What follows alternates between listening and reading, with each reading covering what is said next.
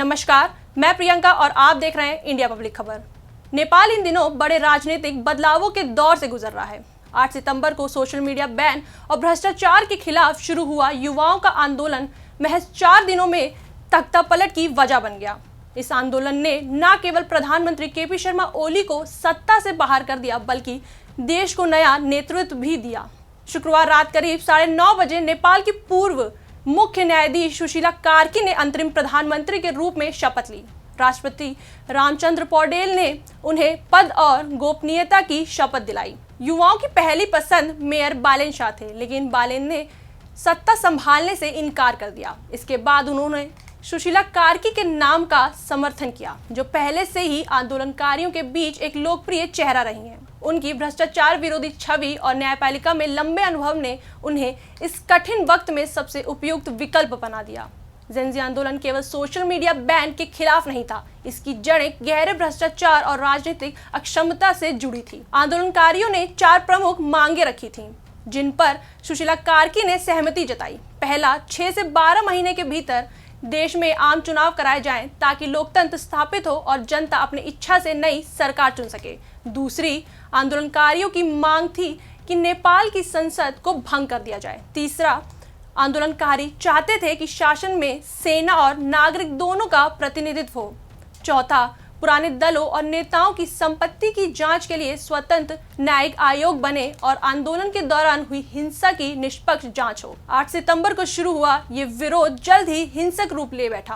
प्रदर्शनकारियों ने संसद भवन, सरकारी कार्यालयों और निजी संपत्तियों को निशाना बनाया। आगजनी और तोड़फोड़ की घटनाओं में अब तक 51 से अधिक लोग मारे गए, जिनमें 3 पुलिसकर्मी, एक भारतीय नागरिक और कई नेपाली शामिल है। खासकर एक 5 स्टार होटल में आग लगने से एक भारतीय महिला की मौत ने आंदोलन को और गंभीर बना दिया। 9 सितंबर को बढ़ते दबाव के चलते प्रधानमंत्री ओली ने इस्तीफा दे दिया। कर्फ्यू और सेना की तैनाती के बावजूद विरोध थमा नहीं। आखिरकार आंदोलनकारियों और राजनीतिक गुटों के बीच सहमति बनने के बाद सुशीला कार्की को अंतरिम प्रधानमंत्री नियुक्त किया गया। सुशीला कार्की के शपथ ग्रहण समारोह का आयोजन राष्ट्रपति भवन शीतल निवास में हुआ। हालांकि इस मौके पर संसद के दोनों सदनों के प्रमुख अनुपस्थित रहे। प्रतिनिधि सभा के स्पीकर देवराज घिमिरे, जो कि ओली पार्टी से हैं, और राष्ट्रीय सभा के अध्यक्ष नारायण दहाल, जो कि प्रचंड के पार्टी से हैं, उन्होंने समारोह का बहिष्कार किया। ये घटना बताती है कि नया राजनीतिक सफर आसान नहीं होगा। सुशीला कार्की नेपाल की पहली महिला मुख्य न्यायाधीश रह चुकी हैं। उन्हें उनकी स्वच्छ छवि, पारदर्शिता और भ्रष्टाचार विरोधी रुख के लिए जाना जाता है।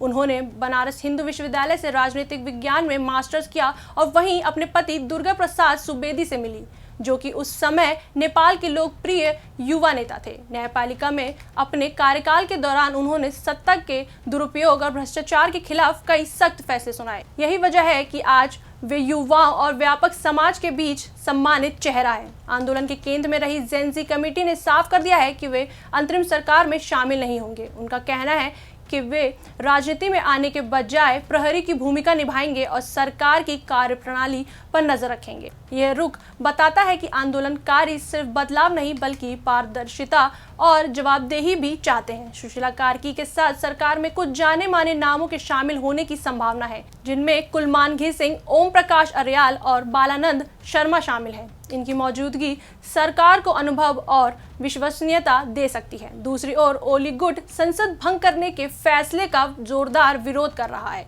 उनकी पार्टी के नेताओं ने इसे दुर्भाग्यपूर्ण बताते हुए जनता से सतर्क रहने की अपील की है। संभावना है कि आने वाले दिनों में राजनीतिक तनाव और बढ़ सकता है। नेपाल का मौजूदा संकट इस बात का सबूत है कि युवा पीढ़ी अब बदलाव के लिए सड़कों पर उतरने से पीछे नहीं हटेगी। सुशीला कार्की की नियुक्ति स्थिरता की दिशा में एक बड़ा कदम मानी जा रही है, लेकिन उनके सामने बड़ी चुनौतियां हैं। भ्रष्टाचार खत्म करना, राजनीतिक स्थिरता बहाल करना और चुनाव कराना। अब पूरी दुनिया की नजरें इस पर टिकी हैं कि क्या नेपाल की यह नई शुरुआत सच में देश को संकट से बाहर निकाल पाएगी। इस पर आपका क्या कहना है, हमें कमेंट सेक्शन में ज़रूर बताएं। वीडियो को लाइक करें, शेयर करें और हमारे चैनल को सब्सक्राइब करें।